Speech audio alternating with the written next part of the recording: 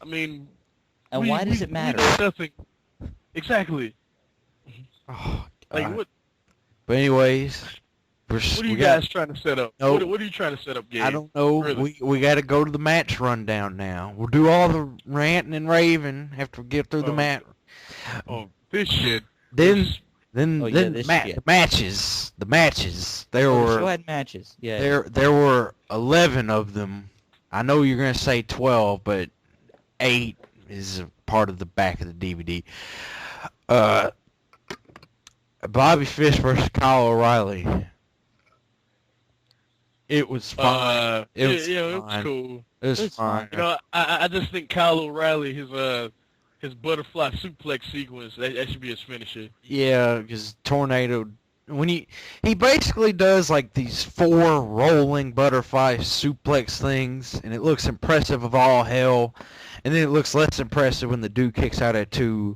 But then when he just does a tornado DDT into a brain buster, you're like, all right. But yeah, that's how the match was. It's all right. I mean, it's fine. It's how most of the show is. It's fine. Although you're only going to see 5 actual star ratings. Right. Because the second match, none of us said a word to each other. We all got up and got food. Oh, you know, you can check the description for our perspective. Pieces of food. We couldn't come to a consensus, but I wanted popcorn. And I wanted a peanut butter and jelly sandwich. And I wanted Reese's Cups. And we had a long dispute, but we just decided to just say what we all got. But I got first billing. But yeah, you got first billing, whatever. Yes, because you got back first. That's true. But anyway, moving on to Arik Cannon versus Ricochet. I was still with the show at this point, even though that second match drove me away. I don't even remember what happened. I remember who won. Arik Cannon and Ricochet would have been a lot better had Ricochet decided to sell.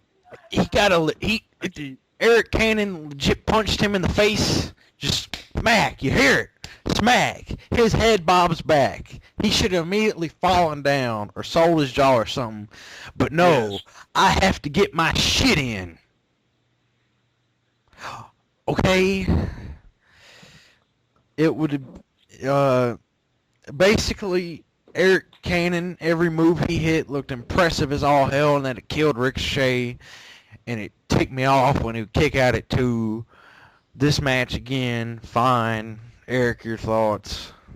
Arik Cannon hit his finisher, which is the swinging neckbreaker off the ropes with the suplex, and what's his name? Ricochet kicked out of that. At 2. When we're saying they kicked out at 2, it's not 2.5, 2 3/4. Right. 1, 2, 3, out. Quick.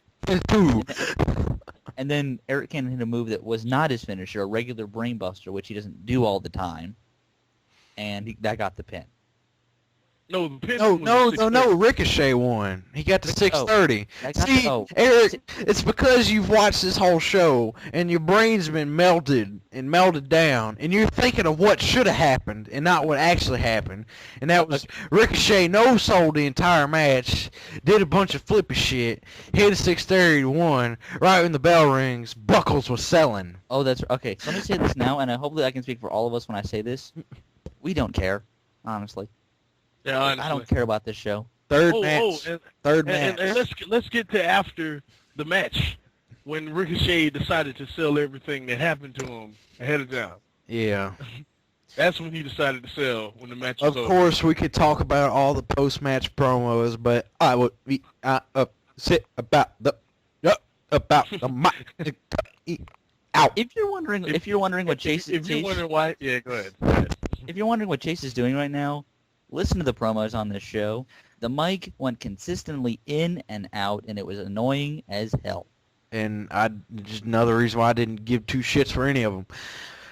Moving on, you had Dark City of John Davis and Corey Chavis, the Fight Club. I like a lot.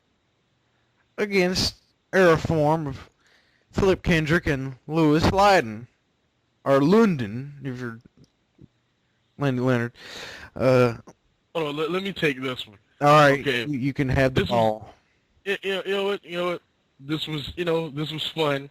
There's a lot of spots in this. Nice stuff. Big problem with the match. One thing, a black cloud just hung over this match. This could have been a good match. You know, this could have been something that added to my enjoyment of the show, which wasn't much, but I had a little enjoyment. They never explained the rules. There was one tag this entire match. One tag. And it was Don't know why it was like that. Yeah, it was early in the match, but there was only one tag. I didn't think there were any. I just remember the bell ring and they started doing spots. Like, yeah, the bell rung, and they attacked each other, and they started doing shit to each other, and then there was one tag in the middle of the match, Flip Kendrick, Tad, Lewis Linden. Didn't really swing the momentum at all. Yeah, it was just Hey, can I slap your hand? All right, man. Slapped your hand. And that was it. But as always, the Dark City Fight Club's finisher looks impressive as hell. Especially on little dudes. Nightmare, I think you Yes. want to take the next one as well, since you're the... Oh, yeah. The next match, well, it wasn't really a match, it was a squash. Mercedes Martinez and Nia or whatever, however you say her name. Neo. Okay, whatever her name is. Okay, now, as a squash, it was fun. You know, it wasn't bad. But this chick, Nia, has the weirdest body in the world. It's like, she's small, but like she's like almost chubby, but not chubby. And I don't mean thick either. Like, she's like just kind of, I don't know. She was built weird, and it bothered me for all of the 30 seconds she was out there because she got no offense at all. None. I think Not she even threw a one little. punch maybe, and that was it. I don't know. Did it land? Yeah. I have no idea. Did it land? All right. Hopefully. Now you're going to see the all caps, bullshit, and fuck you, Gabe. And broken neck And broken. All right. Well, you know, this match, we might break the little recap thing right here. We might just rant about this match. This fucking match. Dear God. I did not expect this out of these two. Because I've seen Brad Allen and Austin Aries before, and that was really good. And he didn't do a bajillion flips. And I've seen Silas Young before, and I like Silas Young a lot. So does Nightmare Ball of One, but Maybe not so much, you know, Honorhammer26. don't know why. Silas Young kissed my ass. All right, whatever. I don't know how to explain this. It was started out fine. It actually had my attention. But then Brad Allen goes for like this crazy springboard somersault senton thing, but he doesn't quite get it all the way, and he lands head first on the mat. There was no mat. What? No, was no this mat. was in the ring. The one in the ring. This is the first one. Oh, fuck. You're going to see this thing called broken neck attempts. Brad Allen was so goddamn sloppy. I hope he doesn't die. I mean, he broke his nose in this match. He did a ton of moves where he would be landing on it. In fact, he did the springboard senton thing, and he landed on his head both times. Silas, what did he almost break his neck on when he tried to do the Arabian press thing and he landed weird? Was that it? I can't even remember now. See, I can't. No. He messed his neck up when a reverse kick and then flipped him into the ropes, and his legs hit the ropes and his face hit the mat. You don't remember that? When he tried to, Yeah, that's Oh, it. yeah. And then Brad Allen hurt his neck on the first dive he did. I don't quite remember how, but he did that on the first dive. What was it? It was like the weird Davey. It was like a weird Davey Richards looking somersault. And he almost missed Silas Young. Oh yeah. He did. He like got the Davey Richards way too goddamn fast start, and he did like the somersault, like the tope con hilo dive. But Silas Young didn't catch him right, so it was like a Sid power bomb on Brian Pillion. By the way, this was basketball court with no pad, no guardrail, no nothing. You'll notice we're having trouble remembering details about shit that should be memorable. But the one thing that was memorable about this match, Brad Allen chunked Silas Young to the outside. Oh God. Here you go, people. Arik, do you want to describe this? What happened? I'd rather not, but... You might have the best memory, because mine's kind of shot after this show. Okay, Brad Allen gets on the top rope, goes backwards in the moonsault position, takes off, You expect him to land normal, right? Wrong.